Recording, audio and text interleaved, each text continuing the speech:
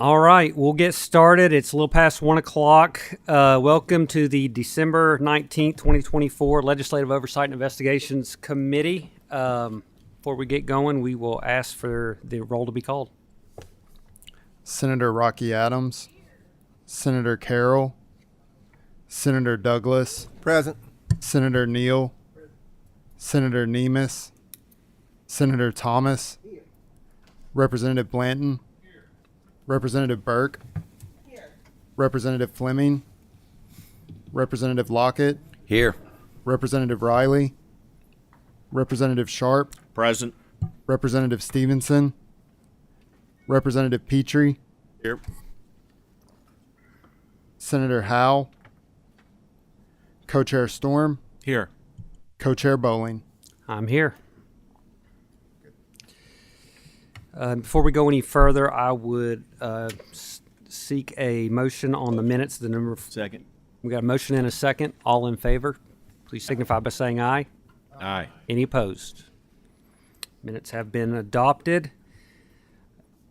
And today we are covering the Native American Graves Protection and Repatriation Act.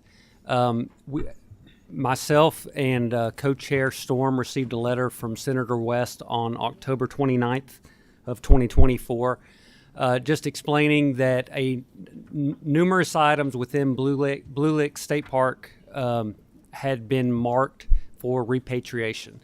There were a lot of questions that came from that. There was a petition circled around, and over 2,000 signatures were on the petition. So there are a lot of questions locally. From my understanding, local officials, federal officials, state officials have reached out just to have a dialogue to get some questions answered. And to date, that's not been able to happen. So that's why we're here today. We're here to learn more and to facilitate a discussion. So without further ado, we will invite the members of the Tourism, Arts, and Heritage Cabinet to the table.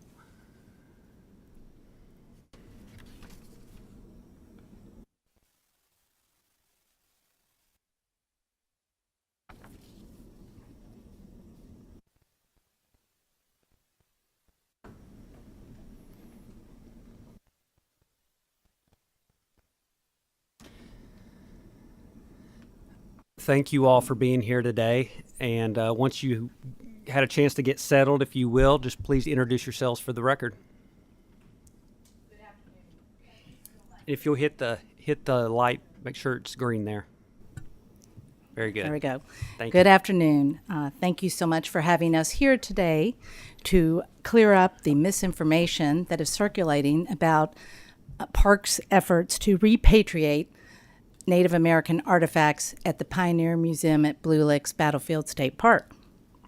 My name is Sarah Cronin. I'm the attorney representing the Department of Parks. With me today, I have Jennifer Spence, State Parks Curator, and Jacob Lilly, a Special Assistant at the Cabinet.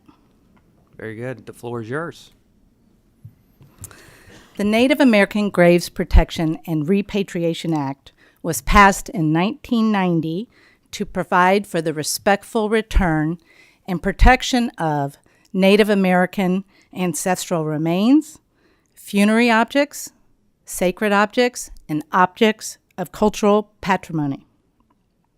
In passing NAGPRA, Congress recognized that human remains of any ancestry should be treated with dignity and respect at all times. At the request of the Shawnee tribe, we will not be displaying images of the artifacts being repatriated, and this is in accordance with the mandate of NAGPRA. NAGPRA was enacted in response to the digging up and looting of Indian graves all over the United States, including right here in Kentucky. This photo shows Slack Farm, where in the 1980s, 12 men, over the course of 8 weeks, used shovels and bobcat equipment to dig 450 holes over 15 acres, exposing Indian graves, human remains, and grave goods. Those are things that are buried with the body, including items of religious and spiritual significance. While the men were never prosecuted, Kentucky law was strengthened thereafter to make it a felony to disturb a grave or desecrate a grave. Ultimately, the remains of over 900 Native American men, women, and children were returned to the site and reburied in a private ceremony. So what are the facts as it relates to the repatriation of the 274 Native American artifacts at the Blue Licks Pioneer Museum? First, contrary to the introductory statement, Parks has communicated with all stakeholders about its repatriation efforts. This includes state legislators, federal congressional representatives, local county judges and local county attorneys, and members of the Blue Licks Friends Group. Kentucky State Parks purchased the collection of William J. Curtis in 1949, and these artifacts were not donated. The repatriated artifacts, which belong to the Shawnee tribe, will remain in Kentucky and are not being sent to Oklahoma. These artifacts now belong to the Shawnee tribe. The Pioneer Museum will not close due to the repatriation of these artifacts, which account for only 12.5% of the entire museum collection. And plans are underway to introduce new exhibits highlighting Native American history and the prehistory of the area. So what is NAGPRA?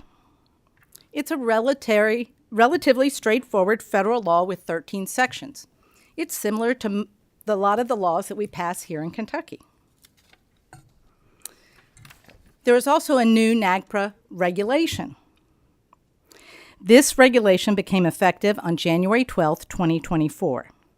It clearly sets out the purpose of the act, which is to recognize the rights of Indian tribes in Native American human remains, funerary objects, sacred objects, and objects of cultural patrimony.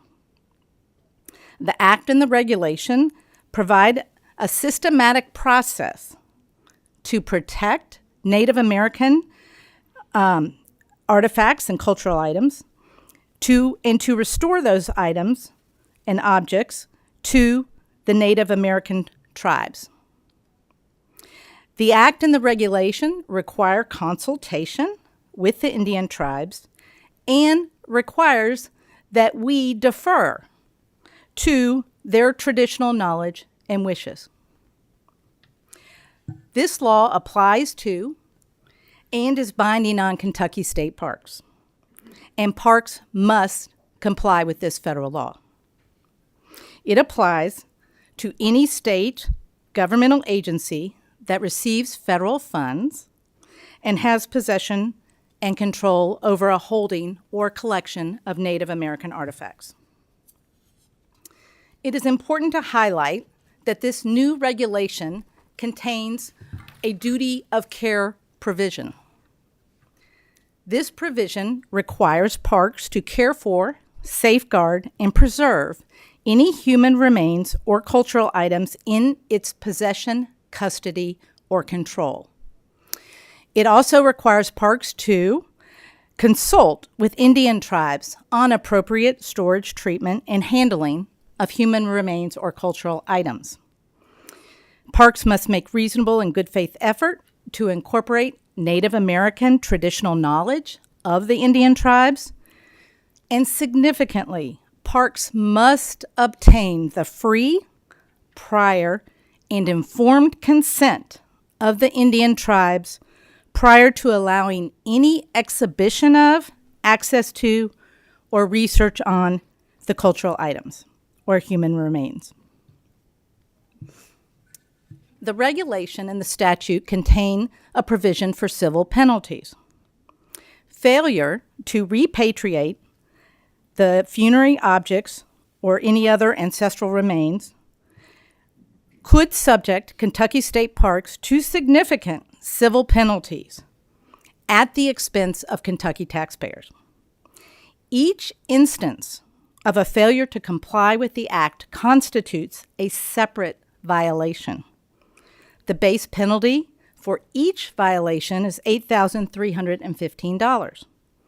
If we were to calculate the base penalty for the 274 artifacts at Blue Licks, the penalty could approximate $2.278 million. The new regulation also provides factors for increasing the civil penalty, including consideration of such things as ceremonial or cultural value of the cultural item, or the economic and non-economic damages suffered by the aggrieved Indian tribe, including expenditures to compel compliance. An additional penalty of up to $1,664 a day for each continuing violation can also be imposed once the agency makes its final determination. And I'm referring to the Department of Interior at that point. As recently as June of this year, Kentucky State Parks received a demand letter from a bipartisan group of U.S. senators from the U.S. Senate Committee on Indian Affairs. And in that letter, they asked for an update as to Parks' current processes and pace of repatriation, along with its repatriation policies and practices pursuant to NAGPRA. The senators stated in this letter that delayed repatriation is delayed justice for the Native peoples. This slide shows excerpts from the Federal Register notice that was published January 18th of this year, identifying the 274 artifacts being repatriated at Blue Licks. This slide shows the official claim letter that Parks received from the Shawnee tribe requesting repatriation of the 274 artifacts at Blue Licks. I'm now going to turn the presentation over to our State Parks Curator, Jennifer Spence, who will detail the efforts to comply with NAGPRA in identification of the artifacts being repatriated. Thank you, General Counsel. The 274 artifacts claimed by the Shawnee tribe are part of the William J. Curtis collection. Curtis acquired these grave goods, objects taken from Native American burials, either by excavating them himself or receiving them from others who looted graves. Most of the artifacts come from the Fox Farm site in Mason County, Kentucky, a significant village of the Fort Ancient Native American culture to which the Shawnee tribe traces its ancestry. During Curtis's times, Fox Farm was often called Bony Field because farming activities frequently disturbed burials, uncovering both Native American remains and the objects buried with them. By 1908, Curtis had started exploring Fox Farm for artifacts with a particular focus on finding grave goods. In 1925, he conducted extensive explorations at the site, uncovering the remains of 125 Native Americans. According to our records, he selected what he deemed the best preserved human bones and arranged them in proper order in a barn. Curtis gathered as many objects as possible for his personal collection from the bodies and graves of these individuals. In April of that year, Curtis worked with Drs. William Webb and William Funkhauser from the University of Kentucky to investigate Fox Farm further and another site in Nicholas County. Their work was covered in newspapers and later documented in Webb and Funkhauser's book, Ancient Life in Kentucky, published in 1928. The artifacts Curtis collected from Fox Farm, along with those obtained from other sites and individual collectors, eventually formed the foundation of the Pioneer Museum, which was dedicated in 1931. Curtis retained ownership of his personal collection until 1949 when he sold it to the Commonwealth of Kentucky. Although Curtis's actions took place decades before the passage of NAGPRA, the Kentucky Department of Parks is still required to comply with this federal law. To fulfill its obligation, the Department of Parks conducted a thorough review of historical documentation, are collections records, including the 1942 museum catalog, the 1949 bill of sale with detailed inventory lists of the items, Curtis's personal letters, newspaper articles, publications, as well as consultations with the Shawnee Tribe Historic Preservation Office. This review confirmed that these objects in question were funerary objects. The following slides demonstrate the Department of Parks' due diligence to comply with this federal law. This newspaper article is one of many documenting the Fox Farm digs, highlighting the removal of items from Native American graves and the disturbance of the Shawnee tribe's ancestors' remains. The article specifically mentions bear-tooth pendants removed from the neck of a skeleton, which the pendants were displayed in the Pioneer Museum from the 1930s until they were recently removed from the display. This photograph features William Curtis on the left at the Fox Farm site, where he concentrated his efforts on uncovering artifacts to expand his personal collection. This photograph from Ancient Life in Kentucky shows a burial mound in Nicholas County. The book details Curtis's involvement in the 1925 digs with Webb and Funkhauser at the Fox Farm site in this mound in Nicholas County. During the digs, they uncovered Native American remains, funerary items such as pottery discs, shell gorgets, beads, pendants, flint knives, pipes, and bone tools. The next few slides present excerpts from Curtis's personal letters to Webb and Funkhauser, in which he clearly identifies the items he uncovered as grave goods. In these letters, Curtis details his work at the Fox Farm site, describing the artifacts and human remains he excavated from graves.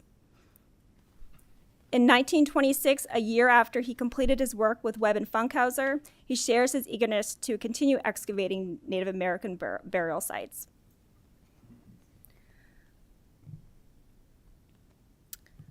In 1949, Curtis sold his collection, referring to it as his playthings, to the state of Kentucky. The bill of sale details each item in its origin. Kentucky purchased the collection for $15,000, which is equivalent to approximately $198,000 today. The following set of slides provide detailed source information for the 274 artifacts repatriated to the Shawnee tribe. The Shawnee has requested that we do not display images of their ancestors' funerary objects in this public presentation. However, I would note that we would be willing to meet with individual legislators to confidentially review the artifacts subject to KRS 6.9102E, which requires that confidentiality be provided if it is required pursuant to federal law. Okay. So I know we don't have time to run through all of those slides today, but I will run through some of them. So the information compiled for these slides are from the 1942 museum catalog created by the Division of State Parks in partnership with William Curtis. As longtime curator of the Pioneer Museum and superintendent of Blue Licks Battlefield State Park, Curtis maintained detailed records of his personal collection. Although objects like pottery, fishhook, game balls might seem unconventional funerary items, they were traditional inclusions in Fort Ancient burials. Likewise, today in modern burials, we often include personal items such as jewelry, military medals, stuffed animals, books, or photographs, items that hold special meaning to our loved ones.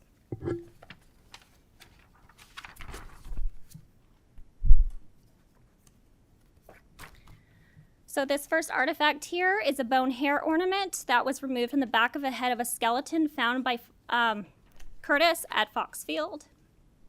There are 2 copper bracelets from the museum collection that were found from the arms of a skeleton in a mound in Mason County. Second copper bracelet. Here we have another grave find that was a weeping eye gorget that was found in the grave of a Native American. Another weeping eye gorget. We have several in the museum collection. This here is a string of beads found in a grave on Foxfield by Mr. Curtis, April 4th, 1925. String of 12 beads found around the neck of a skeleton on Foxfield by William Curtis. Another weeping eye gorget found on the Fox Farm site. shall gorge it from the breast of a skeleton in the Fox Farm site. Shell gorgets found on a grapevine on Fox Farm. In the description, there were found with 2 full-grown skeletons laying side by side and a child apparently lying across them. So I can keep continuing. Another shell gorget found in the chest of a skeleton. Another grave find that was found in, found with several skeletons, including a small child. So, do you want to leave it at that, Sarah? We can continue if you'd like. That's fine. Y'all have provided all these slides in here, so I know members can look at it. And thank you very much for the offer to have members in the legislature view those individually as well. We've got a question from Matt or Representative Lockett. Thank you, Mr. Chairman. I just have a couple questions. One, and this could show my ignorance when it comes to artifacts, but how do we know that these artifacts are Shawnee and not from, say, another tribe? Okay. The Shawnee tribe are the descendants of the people of Fort Ancient culture, and federally recognized tribes will defer to the Shawnee when it comes to artifacts from Fort Ancient sites. You want to talk about consultation process? And I consulted with the Shawnee tribe in regards to these artifacts as well. Okay. Did the Shawnee tribe reach out to you, or did you reach out to the Shawnee tribe? As part of the NAGPRA process, it is the responsibility for us to report inventories of NAGPRA protected artifacts and initiate consultation with federally recognized tribes. So in this instance, invitations were sent to 8 tribes. Correct. 3 tribes responded, and only 2 actually consulted. And of the 2 that consulted, one of them, what were their names? The Shawnee tribe and the Eastern Band of Cherokee Cherokees. Indians. The Eastern Band of Cherokee Indians deferred to the Shawnee Okay. tribe. Thank you. Thank you, Representative Lockett. Senator Neal. Use your mic if you don't mind. Thank you, sir. Thank you, Mr. Chairman. Just curious, the penalty that was set, the separate violation, the penalty was set $8,031.5. What was that based upon? The regulation provides that. So each separate violation of NAGPRA would be valued, the penalty, the base penalty amount is $8,315. That's set in the regulation. So if you have 274 artifacts that... No, I get that. How did they reach this $8,315? You'll How they have come to up with ask the figure? Congress. I You think don't know is the answer. You have to ask Congress. That's set forth in the regulation. You don't know. I don't know the answer. Thank you. Thank you, Senator. Senator Douglas. Thank you very much, Mr. Chairman. My question, I think, is fairly simple too, and maybe I should know this. But when we look at page 4, again talking about the penalties, could you help me? Where do the proceeds of those penalties go? I don't know the answer to that question. I think that that's something that you could address with your federal congressional delegation. This is their law. I don't know where they put those monies. Yeah, one follow-up. Thank you, Mr. Chairman. So there is no designation. It simply suggests the penalty, or it states a penalty, but there's no suggestion as to where the funds from those penalties go. Is that my I would assume understanding? they're collected by the Department of Interior, and then maybe the Committee on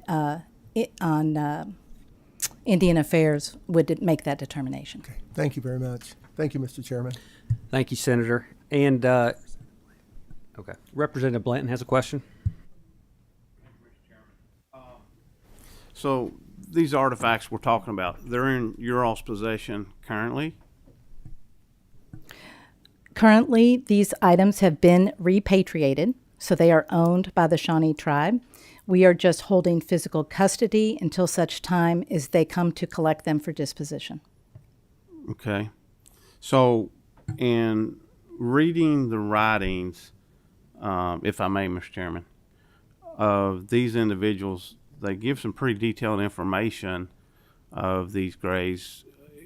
If these graves are still in existence, I would think these ought to go back to the graves from which they came. That's hallowed ground for those individuals, and that was put in with those individuals for a reason. Is that an effort that's being made? That is a question that you would need to ask the Shawnee tribe. It is their decision how they want to dispose of their cultural items and ancestral remains. Okay. We don't dictate that. Okay. Thank you. Thank you, Mr. Chairman. Thank you. And in your statement, in your opening statement, you mentioned that you had met with local officials, state representatives, state senators, federal members of the federal delegation, and Friends of the Blue Lit Group as well. When did those meetings take place? Who all did you meet with, and when did those meetings take place?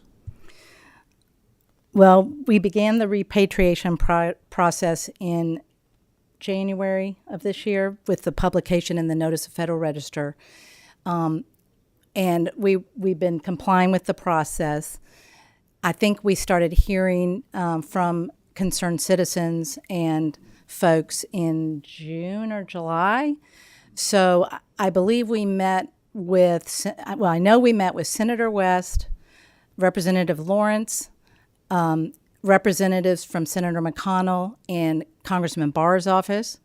We communicated with local county judges and county attorneys in the 4 affected counties, Nicholas, Robertson, Mason, and Fleming. When you say communicated, what does that We entail? we sent a detailed letter explaining our efforts to repatriate these items. Okay. Did they ever request an in-person meeting to be able to ask questions? They did not, They as never far as did. I'm aware, no. Okay, thank you. And then we met with the Friends of Blue Licks on at least 2 occasions. Okay, I believe we got Senator Carroll has a question. Let me correct one thing. I did meet with the Nicholas County Attorney and one of the county judges, along with Ms. Hunter, the chair of the Friends Group. And that was in August. Thank you. Senator Carroll? Thank you, Mr. Chairman. When I started reading about all this, I was completely fascinated. I love history, and the thought of items leaving our museums, it was extremely concerning because that's history. We learn, it's conversations, it's all that stuff is good. Representative Blanton, I get that completely. If you violate someone's grave, that's a big deal. So I struggled with both sides of that, and it kind of led me to this question: do those tribes have the ability to allow those items to remain in museums, or is that an option that's given to them to allow things to stay as they are? We have asked the Shawnee tribe more than once if they would be willing to allow us to continue to display these items, and they declined.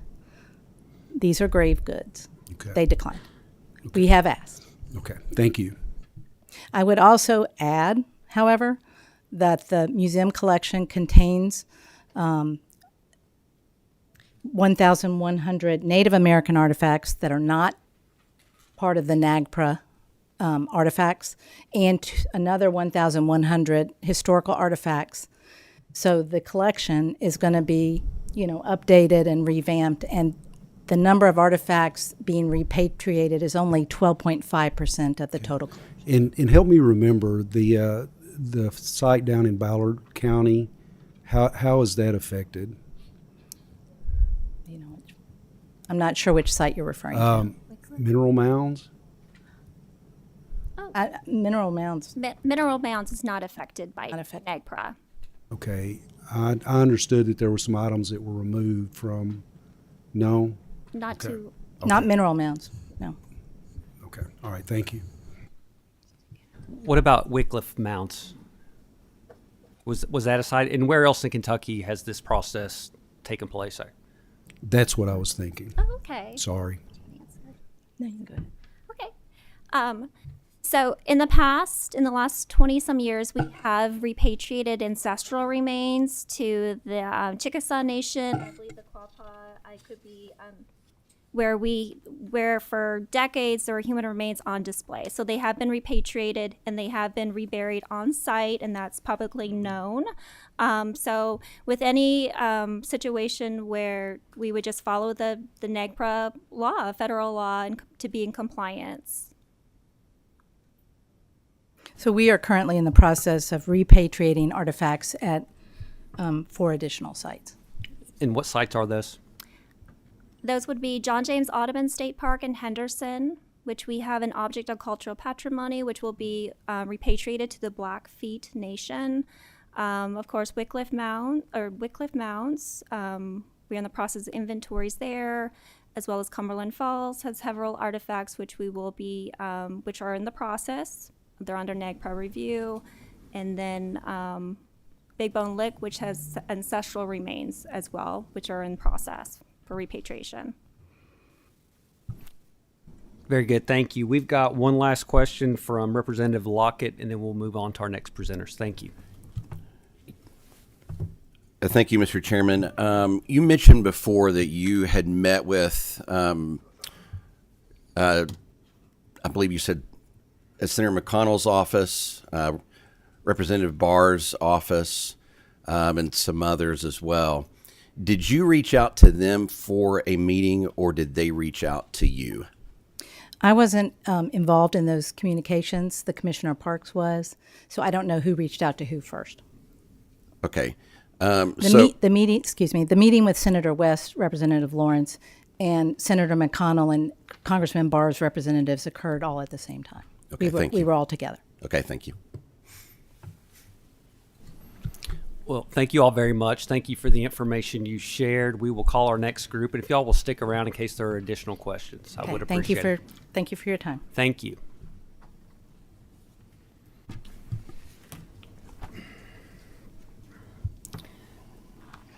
And up next, we've got some community comments on this process. We've got Senator Steve West of District 27, Representative William Lawrence of District 70. And then we've also got Paula Hunter, who is chair of the Friends of the Blue Lick State Park, Randy Hunter, who's a member of Friends of the Blue Lick State Park, and Dennis Vesper, who is an archaeologist. If you all will join us at the table here, please introduce yourselves for the record.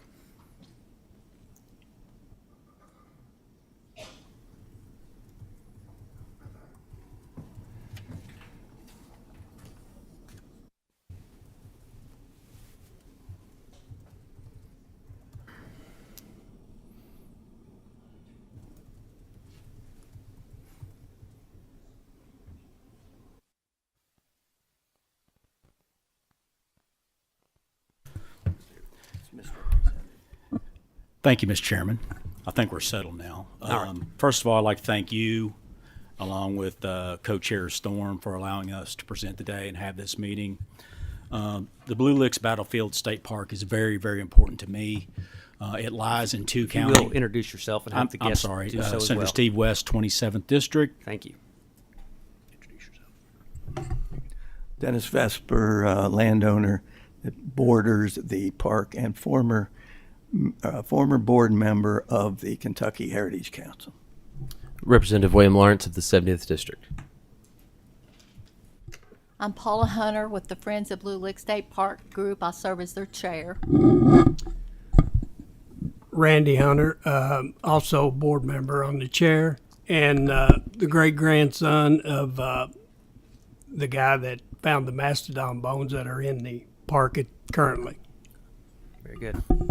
Thank you, Mr. Chairman. Sorry about that. You'd think I'd never been in a committee before. But the Blue Licks Battlefield State Park is very, very important to me. It sits in 2 counties, Robertson and Nicholas, and it joins Fleming County. I represent all 3 counties, and very happy to be here with Representative Lawrence and others to present. The park is not only a gem for my district, but it's a gem for the whole state of Kentucky. We don't have time to go into the history of the park, but just a few things. At the last battle of the Revolutionary War, Daniel Boone's son was killed there. There's a salt lick there, Indian hunting ground and living space, a ton of prehistoric history, on and on.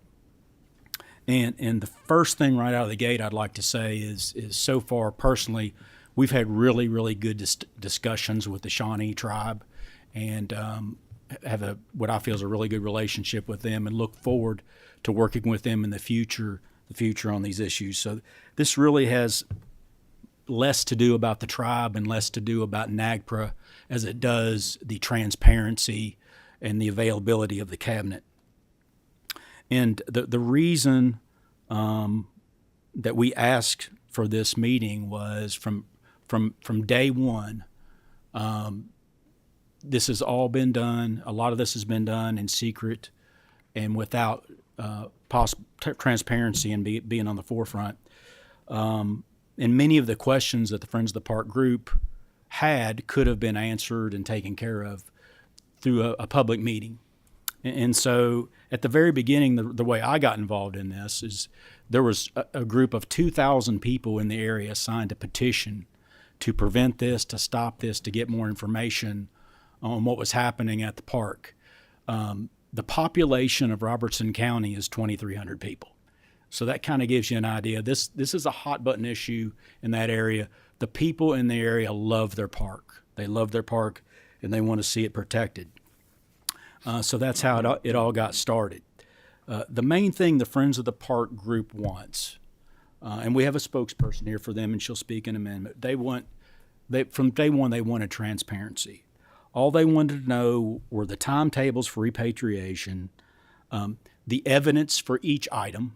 So each item that was presented, the cabinet presented evidence on an item. Every 274 items, each item has its own case and its own evidence. And none of that was available or has been made available to the Friends of the Park to view. We think they deserve to see that. They also would like to know, has the park pursued alternative means and methods with the Shawnee tribe? At the beginning, they said they had not even contacted the Shawnee tribe at the beginning of the deal. And so you heard earlier today, they started this process in January with nothing, started getting feedback from the park in June. My first meeting with the group, with the cabinet, was in September. We personally requested that meeting.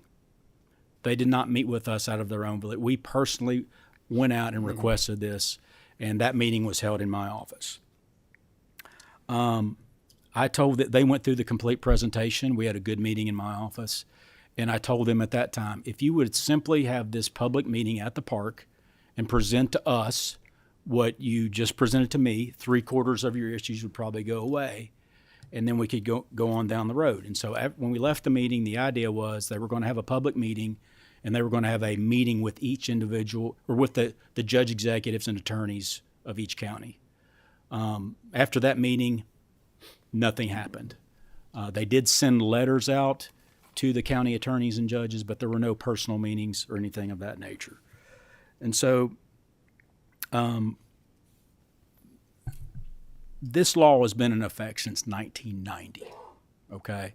It's my understanding that the penalties under this law across the United States total about $50,000 to this point. And so the question is, what is the rush? What is the rush? The cabinet doesn't represent the Shawnee tribe in all, to do deference to the tribe.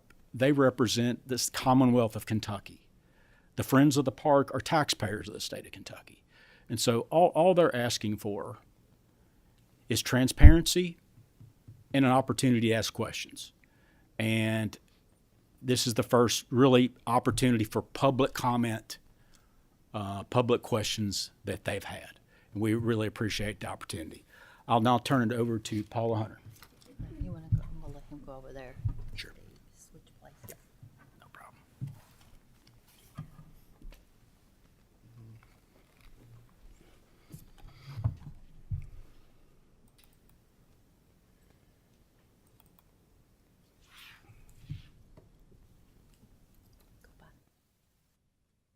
I would like to thank the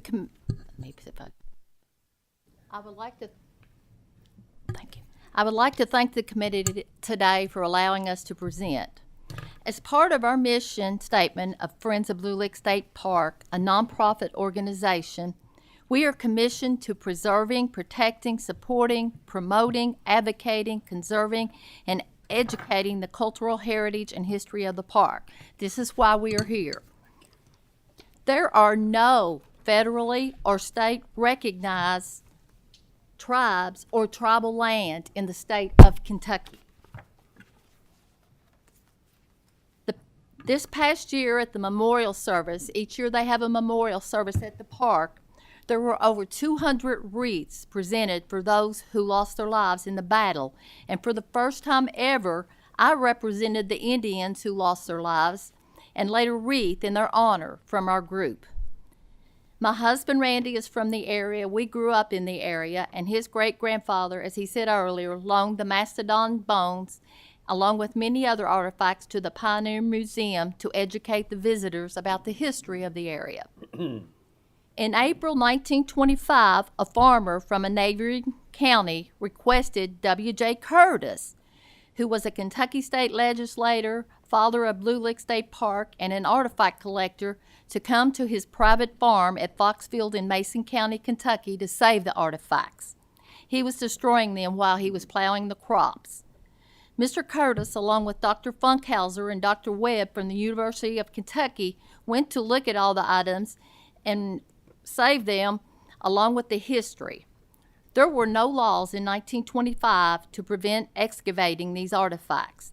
They were found to be Fort Ancient from a tribe that was late prehistoric, Aboriginal tribe from 1000 to 1750 AD. Most Indians did not mark their graves, and many are probably buried in land all throughout Kentucky. Many sites have been destroyed where roads and buildings are standing as we speak. Mr. Curtis had started the park at Blue Licks and a Pioneer Museum to display the items and educate visitors about the Indians. Blue Licks was known for the last battle of the Revolutionary War, and many Indians lost their lives there, and he wanted to display their history along with the information on the pioneers and militiamen who fought there and lost their lives. Several artifacts were donated to Mr. Curtis over the years, coming from private farms in Kentucky. In 1942, he wrote a note that said for everyone to enjoy his playthings and keep them in the museum, which is Exhibit A. It was posted in a frame in the museum for many years. It was taken down out of the museum when this process started.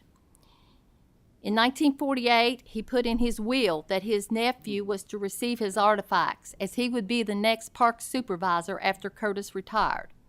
In 1949, our state curator sent a message to the legislators that the state needed to rent his artifacts or purchase them to keep them in the museum, if you see in Exhibit B.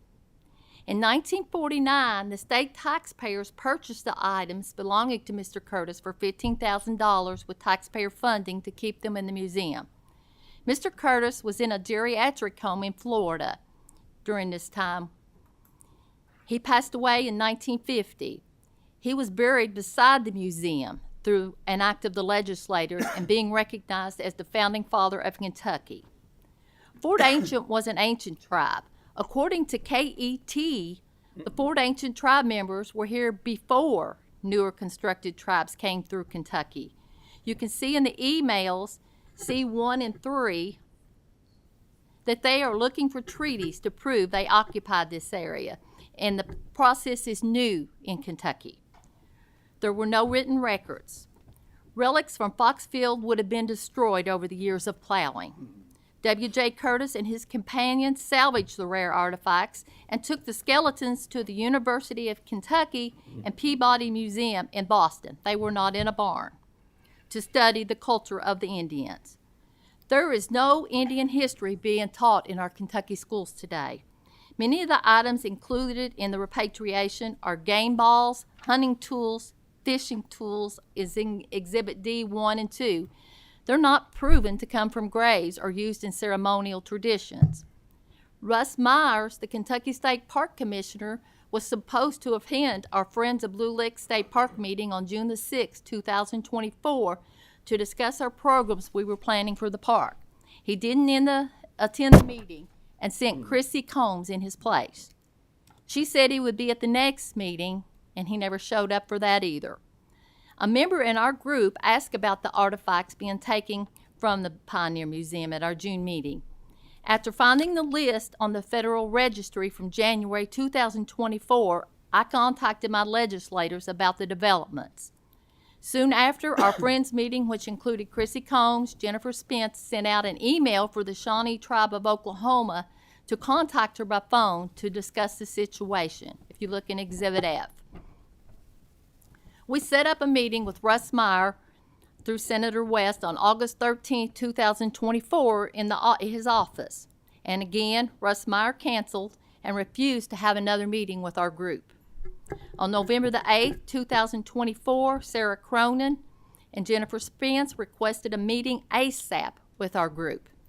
It lasted 1 hour, and they stepped out for 10 minutes when my husband asked how they determined the items they were going to take. They brought out a bill of sales list from W.J. Curtis where they were purchased. Well, we already had this, and the numbers didn't add up. Now to discuss the NAGPRA process. There are 6 steps. In 1990, NAGPRA was formed mainly to repatriate bodies and work with the Indians. They were to follow a series of steps to comply with the law. Step 1 was consultation. They were to consult with lineal descendants, Indian tribes, and Native American organizations. Our state curator sent letters to consult with 8 tribes. Most declined, and she met virtually with the Shawnee tribe.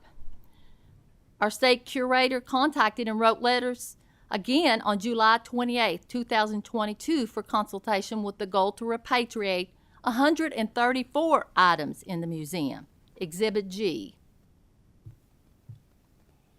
Our curators sent out emails again on October 7, 2022 to remind them of her intent to consult, Exhibit H.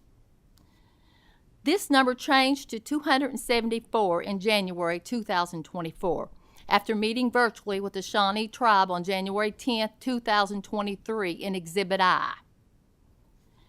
Most tribes deferred the request to consult. Inventory, the second step. You're supposed to identify and report all Native American human remains and cultural items in inventories and summaries. Our state curator did an inventory and had been working on it for a couple of years. According to archives in Frankfurt, the inventory records at the Pioneer Museum are not good, they're incomplete and not updated. Many families and people have donated and loaned their collections to the museum over the years. There are very few records. I had a gentleman contact me in August. He said that his uncle loaned artifacts to the museum in the late 1960s. He contacted the park to see if any of his uncle's items were being repatriated. He was contacted, but he never got a second call to see if they were included in the 274 items. Exhibit J is his letter. Many items in the inventory could not be proven to come from Foxfield or from Graves. When our curator asked if they wanted them all, even though she couldn't prove they came from Graves, as in her email, because he collected artifacts from many places, the tribe responded, yes, include them, which is in Exhibit K. The third step is notice. Give notice prior to repatriating or transferring human remains and cultural items in the Federal Register. Prior to January the 12th, 2024, federal agencies were required to publish a notice of intent in local newspapers. Notice was given in the Federal Registry in January 2024, after the new law went into effect that you didn't have to post it in local newspapers, or our citizens would have been aware of it. They waited until the new law went into effect, even though they clearly had been working on the inventory and consultation for 2 years prior. Taxpayers who own the artifacts should have been given notice and the same time frame as those who were working on the process. The fourth step is request. You receive and consider requests for repatriation or disposition. It should include items requested and information on how the lineage in the artifacts are proven beyond a preponderance, like the one on the University of Kentucky form, Exhibit L 123. That's the form that the University of Kentucky uses. The Shawnee Tribe of Oklahoma sent a written request on August 5th, 2024, Exhibit M, as it is supposed to be a written request. There was no proof in our open record request that I sent 5 times to get information about the request, according to this law CFR 101A1I, with proof of delivery date by the parks. It is also supposed to prove relationship between the tribe and the relics on that form. The 5th is response. Respond to the request for repatriation or disposition within 60 days. Our State Parks Commissioner, Russ Meyer, and Jennifer Spence sent the Shawnee Tribe relinquishment letters for the artifacts in June of 2024, before the Shawnee even sent a request for repatriation on August the 5th, 2024. The next step is repatriation. Repatriate or dispose of human remains or cultural items. Repatriate means to return to the home of origin. We are not following the meaning of that word. There were several updates made in 2023 to update the law to take effect in 2024. One of them was duty of care with intent to display. We should consider this option to display the items with the endorsement of tribes in consideration of the Indians who lost their lives in the battle at Blue Licks. It allows museums and federal agencies to obtain prior, and informed consent with lineal descendants before allowing any exhibition of, access to, or research on cultural items. We should educate, not eradicate, our Indian history. The second new law was that they have a deadline of 5 years. It was updated again until January 2029. We have 5 years. Will it be 4 after January? We shouldn't be in such a hurry to get rid of our precious artifacts. You only have to post in the federal registry and not local newspapers wherever they are located. We should have posted local newspapers before the law changed. It was all going to be done with no transparency or without the knowledge of Kentucky taxpayers who purchased the items. Transparent means open and honest without secrets. Very few people in our communities read the federal registry because no one knew it was going to happen. 4, in the new law, only federal recognized tribes may claim the artifacts or body. Once again, there are no federally recognized tribes or tribal lands in Kentucky. We agree all bodies should be repatriated with honor. The other artifacts honor the history of the Indians. I know they are only taking, it's 25% of the Indian artifacts. There are 2,200 artifacts, but only 1,100 of them are Native American artifacts. So actually they're taking 25% of our Indian artifacts. We are a small community, and the museum brings in a lot of tourists to our counties that the park sits on. It is one of the main attractions of the park. The Indian artifacts are rare and cannot be replaced with other artifacts. Our precious artifacts are priceless. Now we have over 4,000 signatures of community members who would like to see them stay in our museum. That's a lot of signatures for our small area. Apologizing for our history will not change the fact that it happened. Trying to erase it will not make the events go away. Feeling self-guilt for the deeds of our ancestors is unnecessary. We cannot change what happened in our nations or our families' past. We must accept it whether we want to or not. We can learn from our misfortunes, misdeeds, and mistakes of others as well as ourselves. History is supposed to teach us how to learn from the decisions others have made and to help us not make the same mistakes. We have laws to prevent these mistakes from happening in the future. We should learn from it to make us appreciative of what we have in our lives as citizens of this great country. Anderson Cole and Sissy Cole were both my 8th great-grandparents who went to Oklahoma and were listed as members of the first 5 civilized tribes. Statutory ambiguity has not been met, and so there could be changes over the next 4 years. There are several pending lawsuits in Alabama, Tennessee, and Mississippi regarding this act.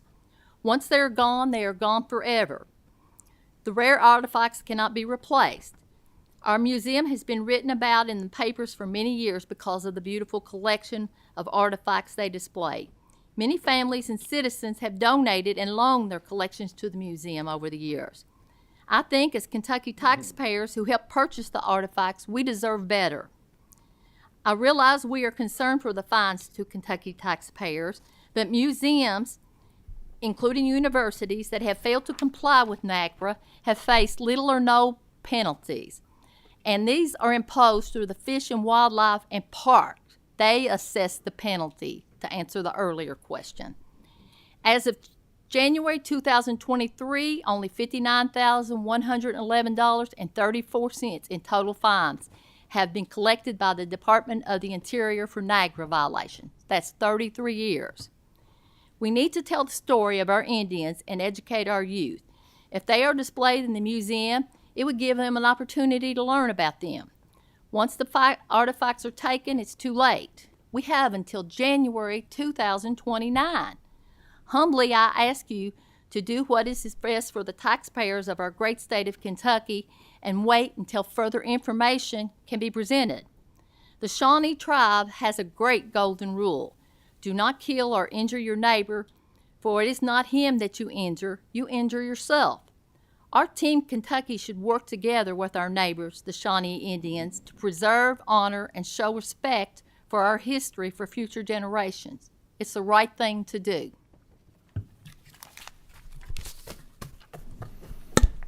Thank you, Ms. Hunter. Thank you. I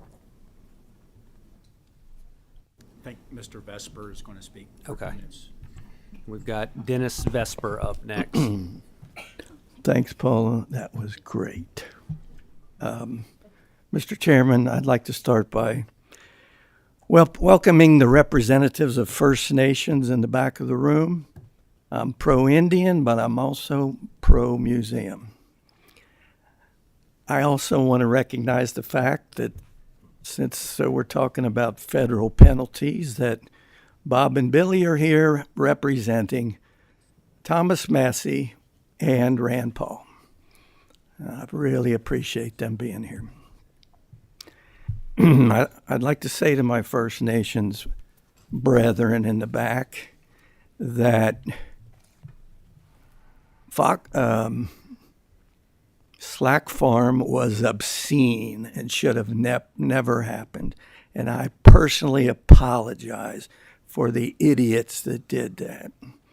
Now, it's important to know, though, that that's 40 to 50 years after work was done, particularly on the property I own, which was overseen by Willard Gilson, the state geologist at the time, who was equivalent to the state archaeologist.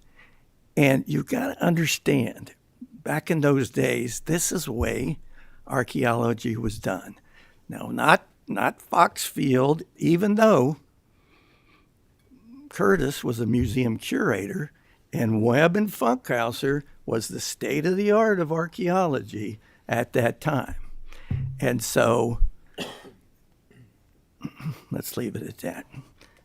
Now, I want to stipulate that every human bone should be repatriated and reburied, but not precious artifacts that I think even the First Nations people will regret when more of them are archaeologists, as Aaron Payton is, who's here today. And they're going to rue the day they put organic artifacts back in acid soil. Now, you say, well, we won't rebury them. Well, all the Foxfield material is now off display, so it can stay in the basement from now on, and it's not violating any of those laws I agree with. Also, I'd like to address some of the omissions of legal that we heard earlier. First, there is zero DNA evidence that Shawnee relates to the Fort Ancient, zero for the Cherokee, zero for the Creek, 0 for the Chickasaw, 0 for the Miami, who I think should be involved in this thing. 0.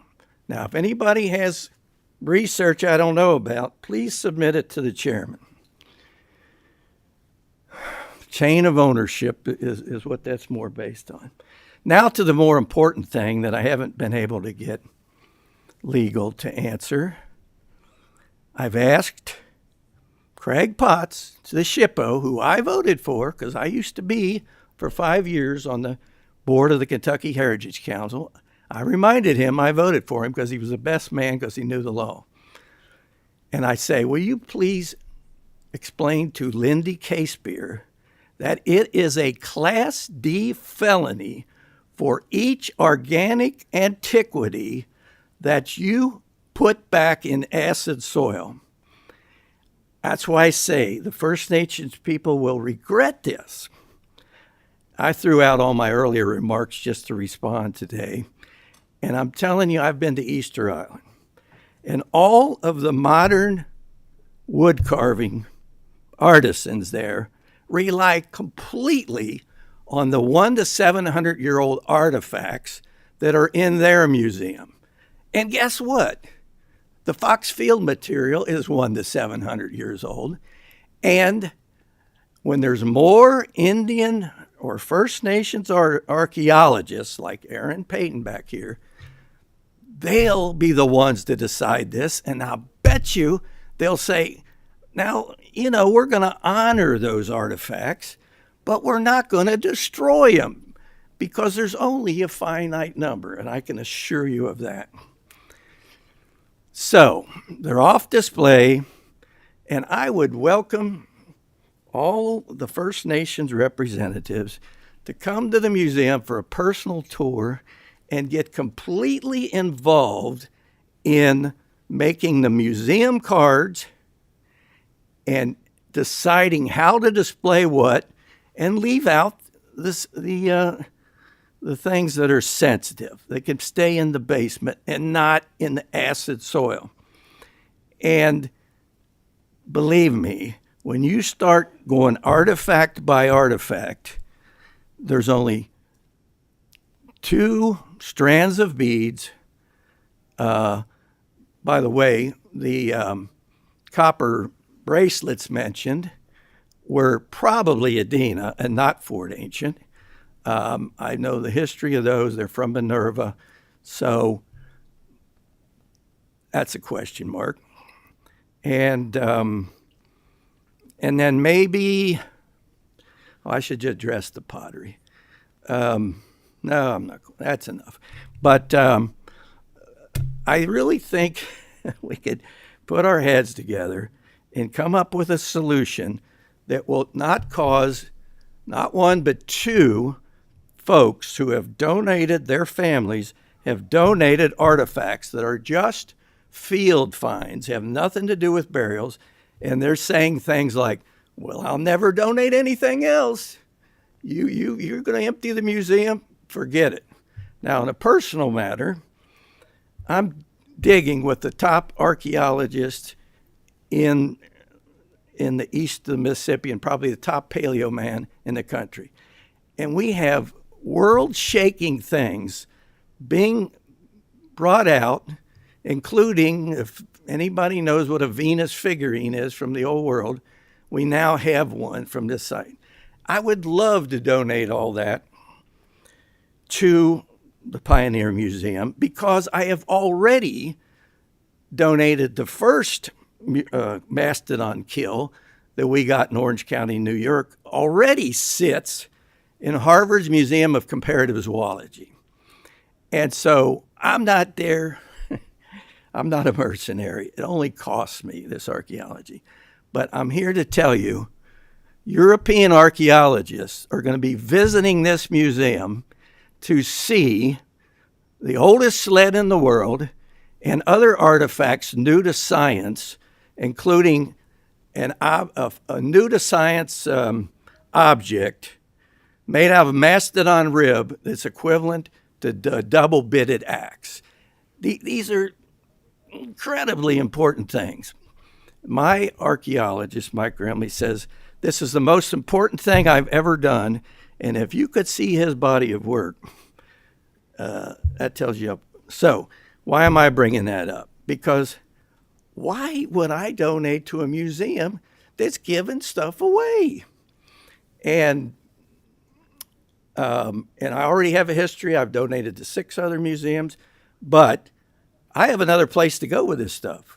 Harvard's Museum of Comparative Zoology. So that's it. I'm quitting, but thanks for everybody who came, and I really appreciate your attention.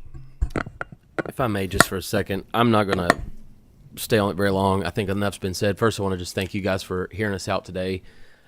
The bottom of the story is we're asking for more time and for more evidence of where these artifacts are at.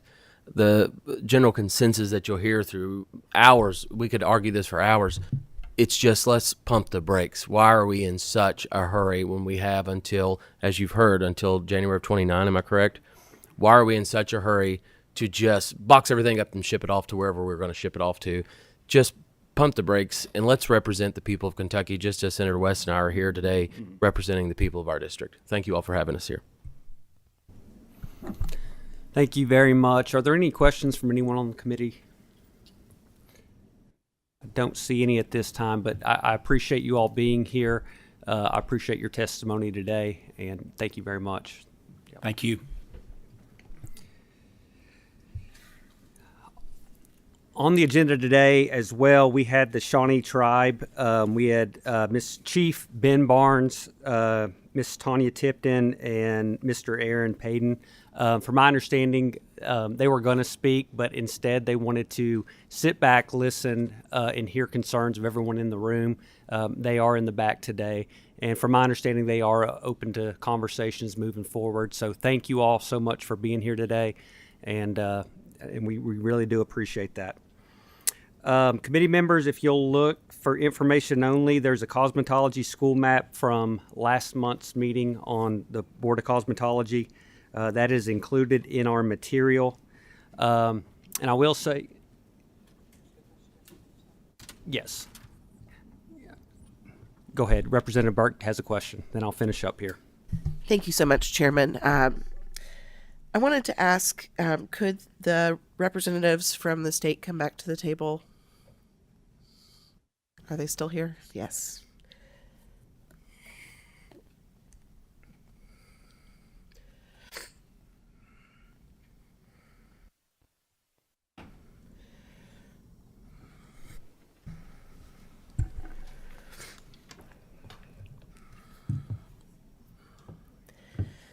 Thank you so much. I appreciate you presenting. I wanted to offer a question and a chance for you to clarify. Is the description you heard of your actions as it relates to this process from the last presenters completely accurate as it relates to how meetings have gone, excuse me, and the process by which these items have been in the process of repatriation? No, we would disagree with their characterization. You agree? Could you provide just a little bit more context to the specific things that you disagree with? There's so much. I don't know where to begin. Do you have thoughts? How about we start with the discussion of the 5 years? I'll start there. There's no 5-year time period. The statute does have various timelines in it, depending on what object is discovered and at what stage of repatriation things are. But as we noted in our presentation, the U.S. Senate has said delayed repatriation is a delay in justice for Native peoples. They have demanded compliance with NAGPRA in their letter sent to us in June 2024. I disagree with that part of their presentation. All right, thank you very much. I understand we could probably go back and forth on the two sides agreeing or disagreeing with each other on many, many very different points.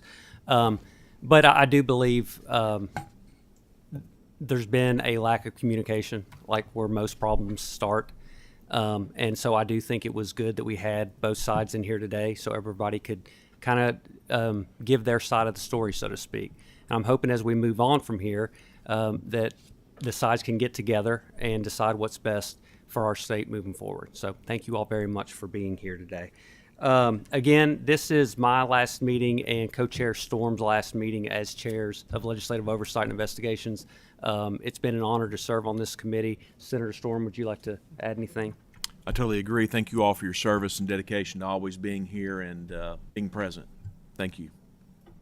And I especially want to thank the staff for all their help the last 2 years. Y'all are true professionals. This committee would not and cannot function without you all. So thank you very much for your work. Our state is better because of you all. Thank you. And I guess I will introduce Senator Elkins. He will be taking over as the Senate co-chair, and Representative Sharp will be taking over as the House co-chair of this committee in January. So congratulations, and we look forward to seeing your all's work on this committee. But without further ado, Mr. Chairman, I will. Do you mind reviewing a little bit what the process will be for the upcoming study topics so the committee knows for the next interim? Yeah, from my understanding, when myself and Senator Storm were the co-chairs of this committee, we had requested information from committee members of some topics of interest they may have, so we could select those moving forward. How Representative Sharp and co-chair Elkins choose to do that, that will be their decision. So if you do have areas of interest you want to look into, I would contact them. But that concludes our meeting today. I'll look for a motion to adjourn. We're adjourned, sir. We're adjourned. Thank you very much.